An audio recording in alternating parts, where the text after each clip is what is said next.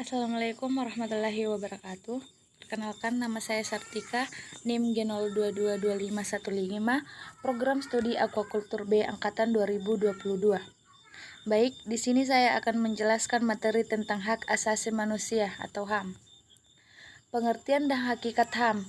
Hak secara definitif merupakan unsur normatif yang berfungsi sebagai pedoman berperilaku, melindungi kebebasan, kekebalan, serta menjamin adanya peluang bagi manusia dalam menjaga harkat dan martabatnya.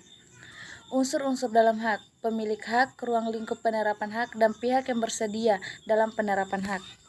Dengan demikian, hak merupakan unsur normatif yang melekat pada diri setiap manusia yang dalam penerapannya berada pada ruang lingkup hak persamaan dan hak kebebasan yang terkait dengan interaksinya antara individu atau dengan instansi. Adapun macam-macam hak asasi manusia, yaitu hak asasi pribadi atau personal human right.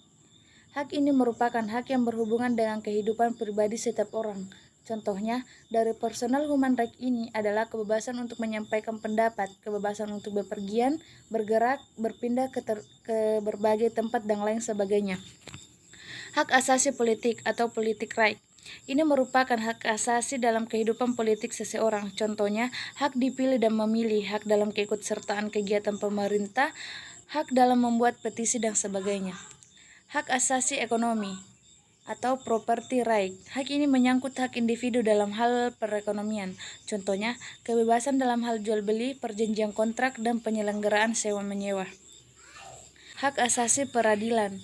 Hak dalam memperoleh perlakuan dalam tata cara pengadilan. Contohnya adalah hak untuk mendapatkan pembelaan hukum, hak untuk mendapatkan perlakuan pemeriksaan, penyidikan, penangkapan, penggeledahan, dan penyidikan antarmuka. Hak asasi sosial budaya.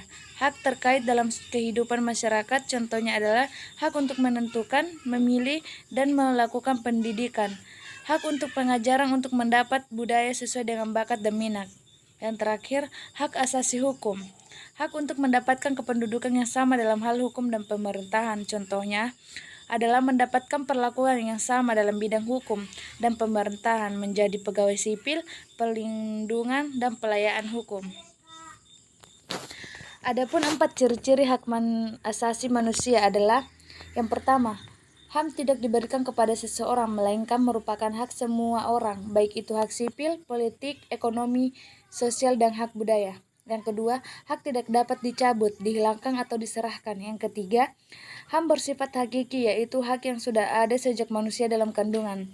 Yang keempat, HAM sifatnya universal sebagai berlaku bagi semua manusia tanpa memandang status, suku, gender, dan perbedaan lainnya.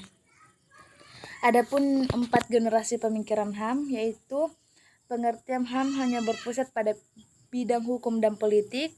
Yang kedua, HAM tidak hanya problem hak yuridis, melainkan hak sosial, ekonomi, politik, dan budaya.